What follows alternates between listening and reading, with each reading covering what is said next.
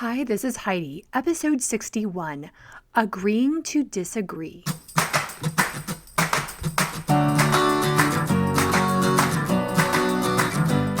Life isn't a spectator sport. Success comes to those who show up every day with a pocket full of courage, grit, and a little sparkle. I'm glad you're here.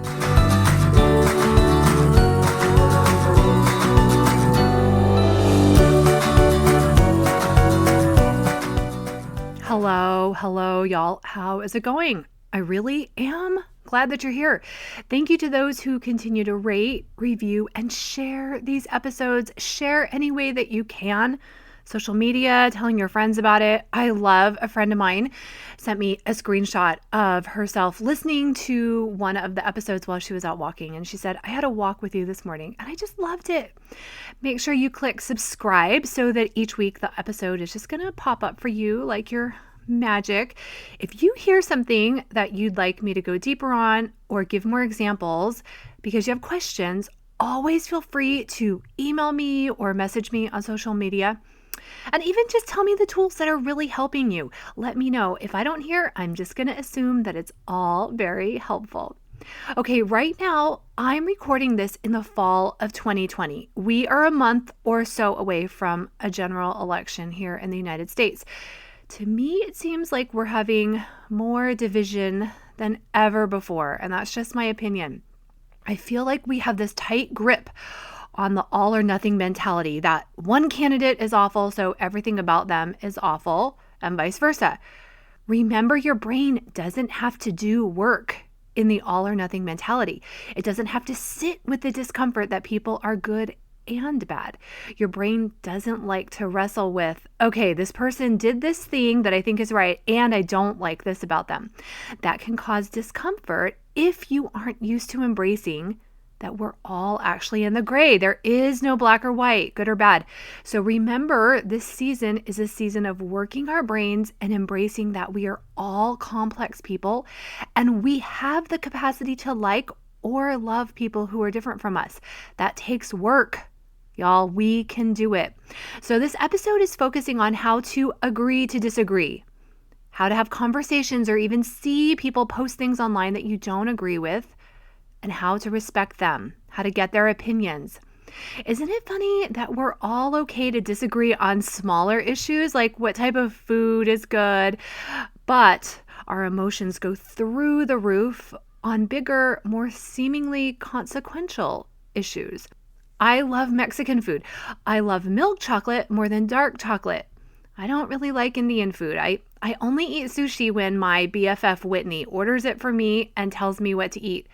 But I'm guessing most of you aren't now hating and judging me for those opinions. So I want you to notice the ways in which you openly respect other differences and which matters really fire you up. Because remember, this tells us something about you, not about the other person. So it's always worth digging into our own thoughts and beliefs. I'm going to help you do this today. This episode is going to be full of questions for you to ask yourself because remember, we only create our own emotions. It's always good to know what our deepest fears are and how they pop up so we can just manage our emotions and our thoughts. I mentioned earlier that our brains like to conserve energy. They don't want to work too hard. Now, this is one reason why we surround ourselves sometimes with people who have similar opinions to our own. In fact, some people only interact with people who believe the same as them, see the world through their lens. There are often several reasons for this, and one is that their brain isn't given new and different information to digest, to analyze, nothing new to seemingly threaten their opinions, and they like that. Their brain sits back on the lazy boy and just continues to know and believe that it is right. But that isn't a strategy that's going to help us interact with people. It doesn't stretch us or teach us about the world, even teach us about ourselves. So just notice this in yourself. I definitely have seen times when I tend toward that. So ask yourself, what type of person do I want to be? Someone who only surrounds themselves with people who agree with me and have the same brain lens? Or do I want to learn and expand my knowledge? Okay, this isn't even something you need to imagine. Because I'm going to assume that you have seen something on the news or social media recently that you really disagreed with. What was hard for you to hear about those ideas? And these are all questions you need to find your own personal answers to. Do you feel threatened? And what is threatening to you about those ideas? Will it impact your life, your family, your health, your finances? This is really the most basic question to ask. Get still when you feel your emotions boiling up and ask yourself, what is it about other people's opinions that is upsetting me? Now, I want you to do this from a very compassionate place.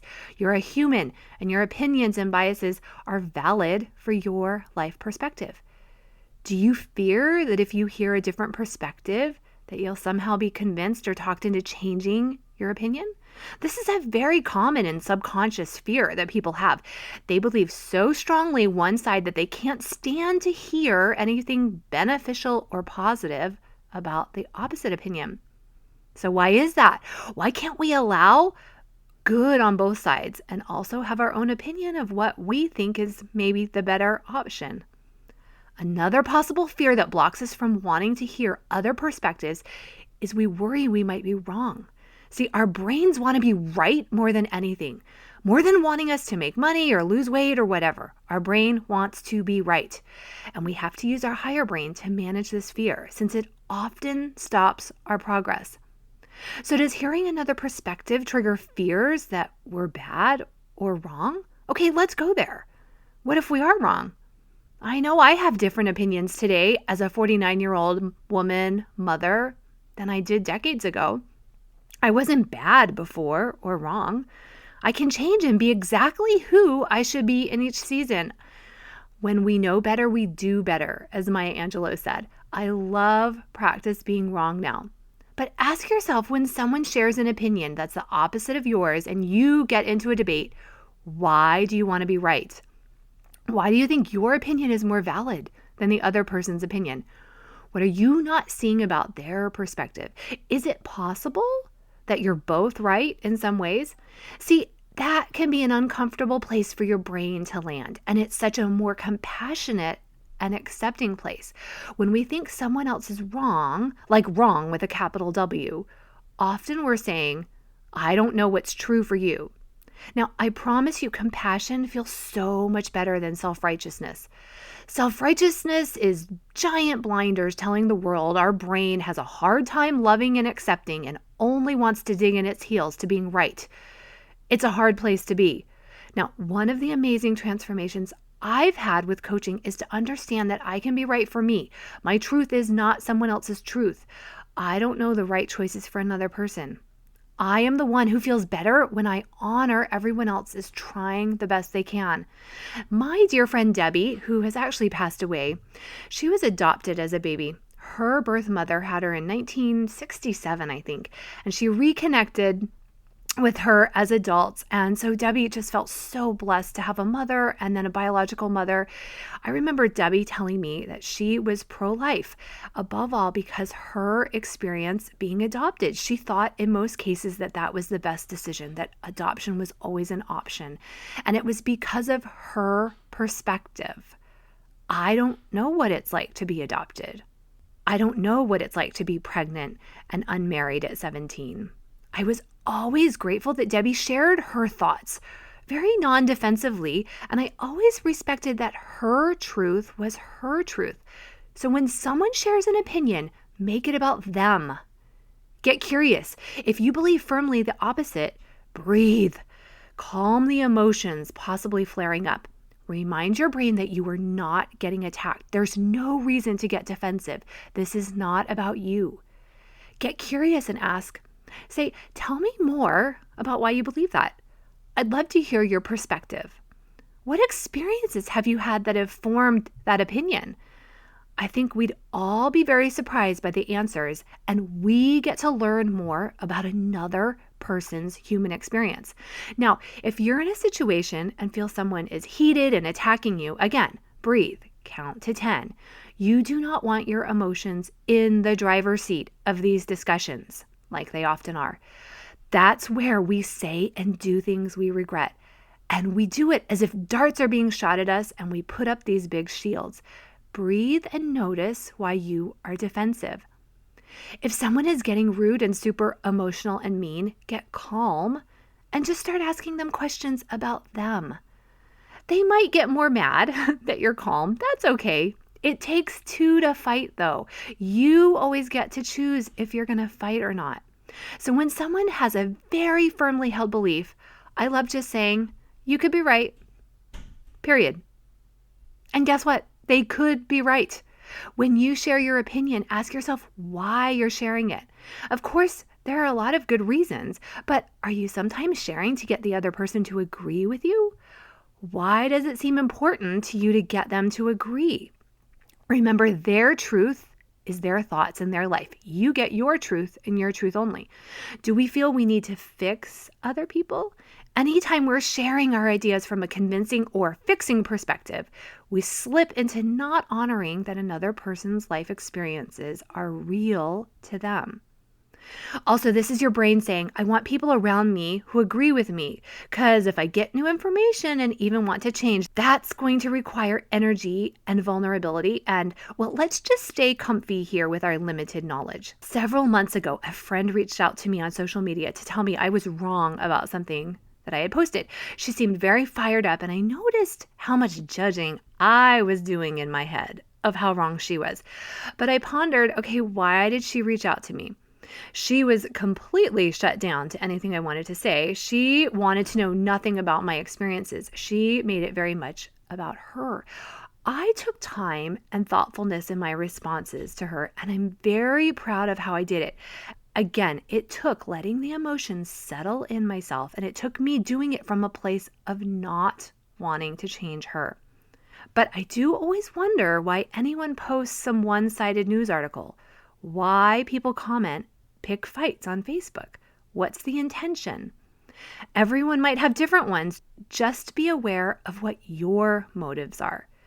Do you always need to be right? Do you like conflict? Are you defending something you believe in? Or is there a small part secretly worried that the other people are right and you can't just bear to have other people believe that? Just some points to ponder. I hope that in this season, we're all going to try to create spaces in our relationships where we don't have to agree on everything. When we do this, we are opening our minds and hearts to really see other people. If we hate other people who are different, even have opposite opinions, how does this hate serve us? How does it hurt them? It doesn't do either of those things. Now, here are several benefits to us being willing to agree to disagree, being willing to say more often than before, you could be right. First, we create connection with more people in our lives.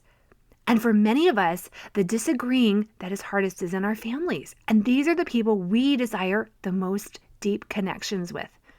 We connect when we respect, understand, and see other people and let them be right, and not need them to be just like us.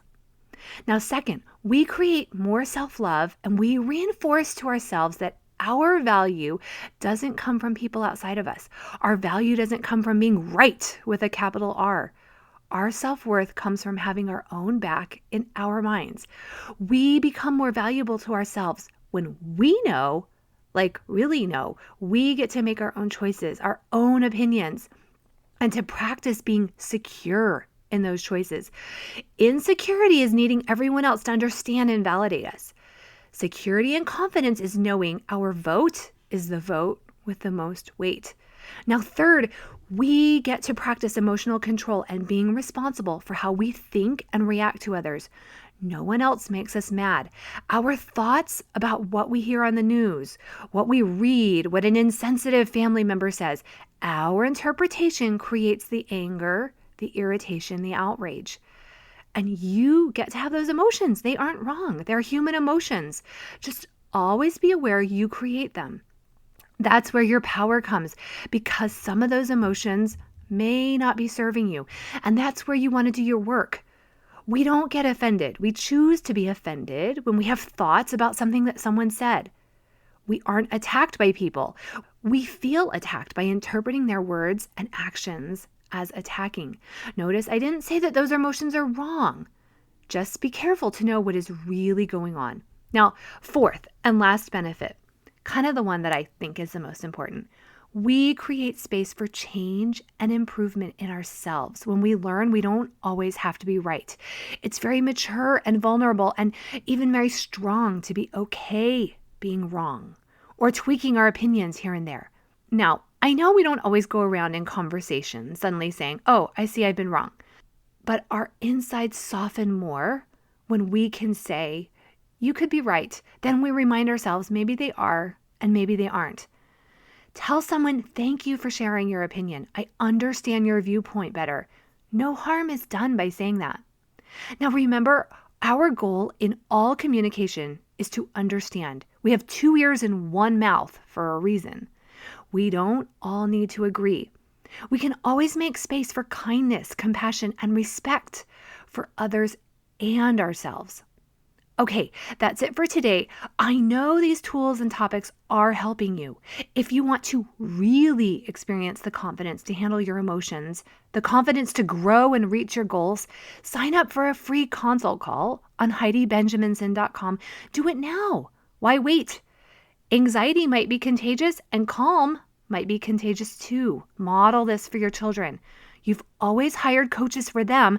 Now it's time for you to have a coach. And I'd be honored to be yours. Have a great week.